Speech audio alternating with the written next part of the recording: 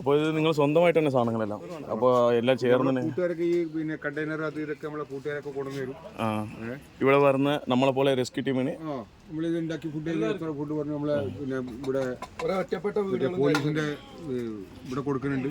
അവർക്ക് എല്ലാം നമ്മൾ ഫുഡ് അവർ പറയുന്ന ഫുഡ് അവർക്ക് കൊടുക്കുന്നുണ്ട്. അല്ലാതെ നമ്മൾ ഇവിടെ വരുന്നവർക്കൊക്കെ ഫുഡ് പോകുമ്പോഴും വരുമ്പോഴൊക്കെ ചായ, രാവിലെ പിന്നെ ബ്രേക്ക്ഫാസ്റ്റ്, ഉച്ചയ്ക്ക് ചോറ്, 4 മണിക്ക് ചായ, രാത്രി ഫുഡ് ഫുൾ എനി ടൈം ഇതെല്ലാം നമ്മളെ റിസോർട്ട് സ്റ്റാഫാണ് ഫുള്ളായിട്ട്. അവിടെ റിസോർട്ടുകളൊക്കെ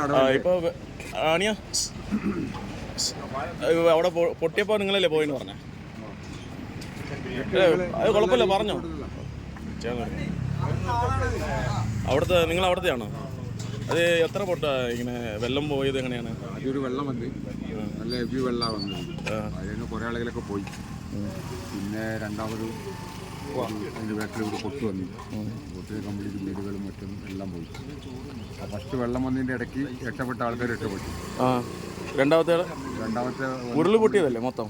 ഉരുളിട്ട് രണ്ടാമത്തെ ഉരുള് പൊട്ടിയും മലയും കല്ലും പാറയൊക്കെ വന്നു എല്ലാം പോയി. ഒത്തിരി ആൾക്കാർ എത്ര പേര് ഒരു ഉദ്ദേശം ഉണ്ടാവും? ഒരു 500 പേര് കുറയേണ്ട ഒരു 600 പേരെങ്കിലും ഉണ്ടാവും. 600 പേര് പരമാവധി തിരഞ്ഞെടുത്ത് ഇനിയിപ്പോൾ ഒരുപാട് കണക്കില്ലെന്നാണ് പറയുന്നത്. അവിടെ കണക്കെടുക്കാൻ പറ്റത്തില്ലെന്നാണ് പറയുന്നത്. നിശ്ചയിക്കാൻ പറ്റുന്നത് കണക്കാണ്. ആവറേജ് 600 പേര് ഉണ്ടാവും. ഓക്കെ, അതായത് വലിയ സഹായമുണ്ട് ഇവിടെ ചെയ്തതിന്. പിന്നെ എനി ടൈം ഇവിടെ ആര് ഇത് തീരുന്ന വരെ നമ്മളിവിടെ ഉണ്ടാവും സഹായിക്കാൻ.